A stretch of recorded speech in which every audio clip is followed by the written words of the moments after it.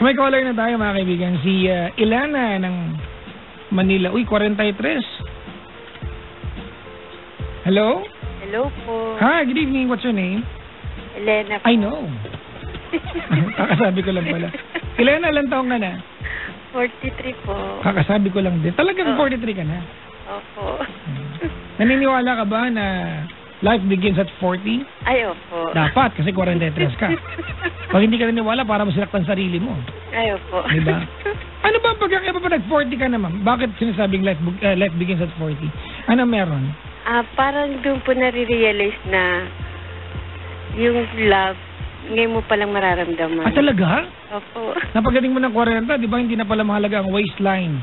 Hindi na mahalaga ang makinis na puson. Di ba? It's all about how you feel and what you feel. Tama ba? Ay, opo. Hayop talaga. Ay, buti na lang, I'm 20 years away from being 40 years old. Ay, ganun. Yeah, I'm 20. Can you speak louder, ma'am? Ay, okay po. Are you a mother?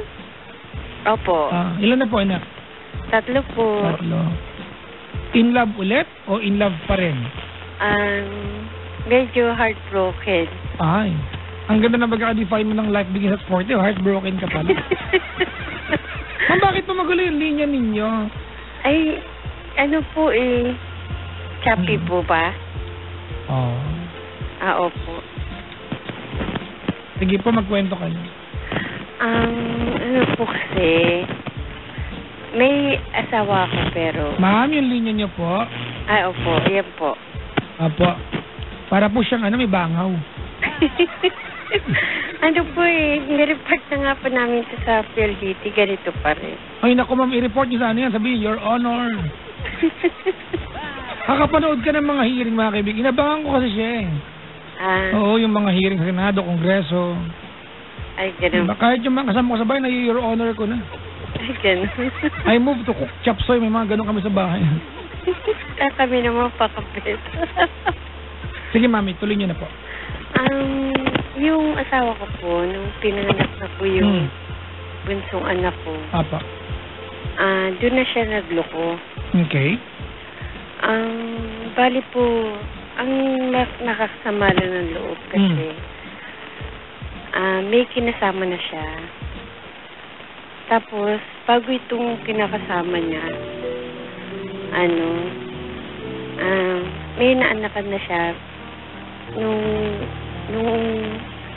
pinanganak ko pala yung bunso namin. Kayo pa rin ba? Magkahiwalay na kayo? Hindi kahit siya, pag ini-insist ko na, ano ba tayo, gano'n. Pero bakit yung kailangan mag-insist, mami? Why don't you make a decision na maghiwalay na kayo? Ay, kasi po nandun siya sa akin nakasama niya. Di hiwalay nga kayo, mami. Oo. Bakit? Ano pa problema natin, mami? Parang naguguluhan lang ako. Ano pa magulo? Meron na siyang iba. Kasi sa lahat pa naman ng kahit sa trabaho niya. Ako pa rin daw, pati yung mga anak namin. Ikaw pa rin, pero nandun siya ngayon sa kinakasama niya. Oo. Ang galing, Tapos, ang akin lang, itong kinakasama niya, na sinabi sa akin ng asawa ko na, hindi naman daw sila nagsasama. Hindi pa nagkasama pero kinakasama niya. Maganda ho yan, ano ba? Hindi naman, magulo nga po yung situation. Tapos minsan pag dito pupunta sa akin, tapos... Tuwing kailan mo kayo pinupuntahan? Pag galing niyo po ng trabaho. Every day? Hindi po. Every other day? Every 5 days. Tapos, mami, ilang araw siya kinakasama niya? Yun ang hindi ko na alam kasi nalaman ko lang dun sa mother niya. Na mismo kahit yung mother niya nagsabi na sabi niya, minalas daw ako. Minalas lang daw. Hindi sinuwerte nga kayo ano ba? Napaka-buenas niyo po sa asawa. Napakabait po niya. Actually, gusto kong sampalin ng bakya sa mukha. Okay, ganito mami. Let's cut to the chase. What is your question, ma'am? Nung kumuha ko sabi niya kasi, saka sabi nung friend ng kinakasama niya na kasal na daw sila. Ginawa ko, yung pinail ko sa office nila, yung mag-file ako ng legal support. Apa. Kumuha ko ng marriage contract. Kami pa rin. I mean, yung wala namang nabago at saka Senomar, ako pa rin. Ikaw pa rin sa Senomar? Opo. Ano kayo pinapangatawan ng mami, no? Ikaw yung nasa Senomar, yun lang? Kahit ako nagtataka sa kanya pag nag-uusap kami ng masinsina na, sinasabi ko na, ano ba talaga? Kasi 10 years na kami ganito. Sabi niya, ayaw niya lang doon ng commitment. 10 years na ayaw na commitment? Ang ganda yan. Diyos ko, para parang relasyon niya ng Pilipinas sa US, medyo malabo lately. Okay, ganito mami. Alright, okay. Ano po ang tanong mo sa akin? Because honestly, it will be very, very easy to give you an answer right now. Ano po tanong mo? Dapat ko pa ba siyang paniwalaan na... Mami, you're asking the wrong question. Ganun. Ako may respeto po ko sa inyo, pero may pagkatanga ho kayo. Sorry ho.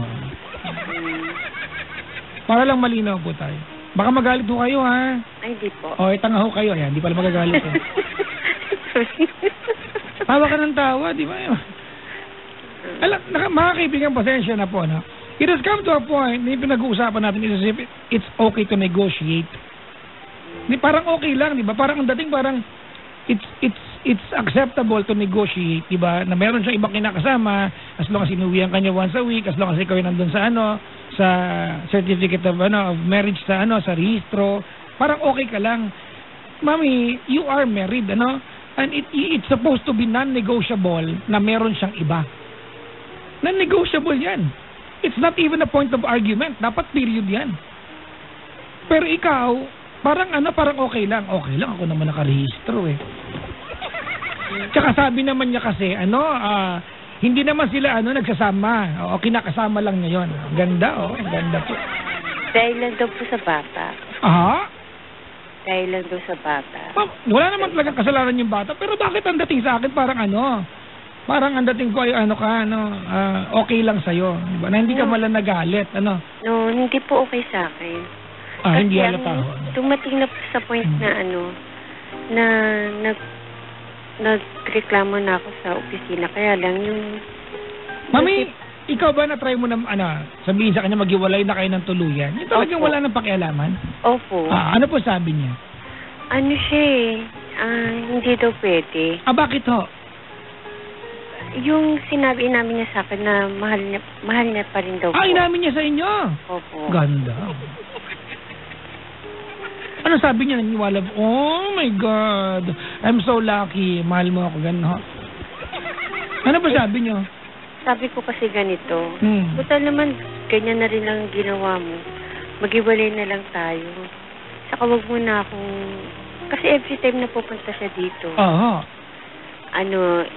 Inaano niya sa akin na, ay hindi, basta ako umuupa lang ako mag-isa, na ako lang yung... Ganito, alright. Mami Elena, tell me now, ano naman ang puso mo? Halimbawa, I have the power to make everything happen for you ngayon, ang wala kang obligasyon at wala pwedeng masaktan at wala magreklamo. Ano gusto mong mangyari sa buhay mo? You are 43. Parang... Hindi po yung parang. Halimbawa, may kapangyarihan ako, mami, na kapag hiniling mo sa akin, I can make it happen. Ano i-request mo sa akin? Ano hihilingin mo sa akin? What will be your wish? Gusto ko nang matapos. Ang alin ho? Yung doble cara ho? Ganun? Yeah. Ha? Yeah. Yun yung naguguluhan ako na... Matapos po ang alin? Yung pagiging ginagawa niya sa akin ganitong sitwasyon. Okay, sa paanong paraan po? Maghiwalay kayo o magpakabait siya? Hindi ko masabing, kahit gustuhin ko magpakabait. O di alam niyo po, hiwalay po solusyon, di ba? Oo. O di hindi niyo po kailangan ng powers ko, mami, makikipaghiwalay ka dyan ngayon. Ano pang trabaho niyang gagong yan? Hindi ba marunong mahiya sa anak yan? Po? Hindi ba marunong mahiya sa anak yan? Ay, yun nga po sinabi ko sa kanya. Nasabi niya, lahat to ginawa niya, nagtatrabaho siya. Hindi, ito na naman tayo.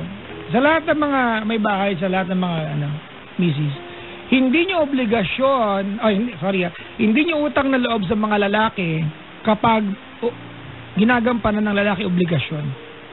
Walang lisensya ang lalaki na dahil masipag siya at pinakain niya kayo, pwede siya mambabae. Hindi yan, non-negotiable yan, mami. Hindi niya ba pwede katulad na, pinakain naman kita, inuwian naman kita araw-araw eh. Okay lang dat mabae ako. Mami, hindi po pwedeng ganun. Diba? Yung nga po yung agree ka na, agree. Ayaw niya raw ng commitment. Ayaw niya raw ng pinapakailan. Tatlo na po anak niyo, mami, 40. Ilang taon na po ba yan? 42 po. 42? Commitment pa rin? Ayaw niya lang daw po ng ganun. Ayaw niya daw po ng may nagpapabal sa kanya, kung anong oras siya umuwi. Para naman tayong tanga dito, Diyos ko naman. Makipag-iwalay ka na dyan. Anong trabaho niya, mami? May business siya dito eh.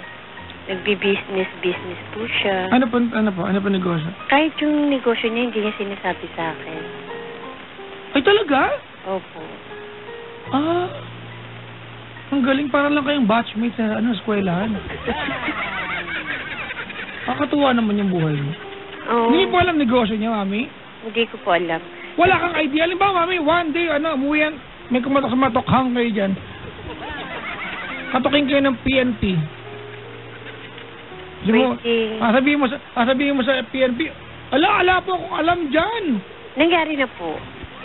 Ay, patay ka diha dong. Ay, makipag-iwalay ka na. Oo, makipag-iwalay ka na, mami. I mean, parang there is no sharing of plans in life, no? Hindi yata maganda. Kaya nga sabi po nung payo po ng mga kumari ko na kahit sila daw po yung nasa situation ko. Hindi daw po sila pwedeng maging ganun. Hindi daw pwede yung ganun yung rason. Oo naman, Diyos ko. Ikaw nga lang pumapayag eh. Hindi po naman ako totally pumapayag. Mami! Lagi akong lumalaban sa kanya. Paano panlaban ang ginagawa niyo po? Yung sundutin niyo yung mata. Halimbawa po, pupunta siya dito. Tapos lalambingin ako. Kasi nga, tapos sinasabi ko sa kanya, umiya ka naman sa mga anak mo. Ba't ako umiya? Magulang naman nila tayo. Sabi ko, ibinata na talaga na yung bata. Sabi na, wala naman silang karapatan na sitahin or kung ano ko sa'yo. Basta binibigay ko yung obligasyon ko. Yun yung katwiran niya eh.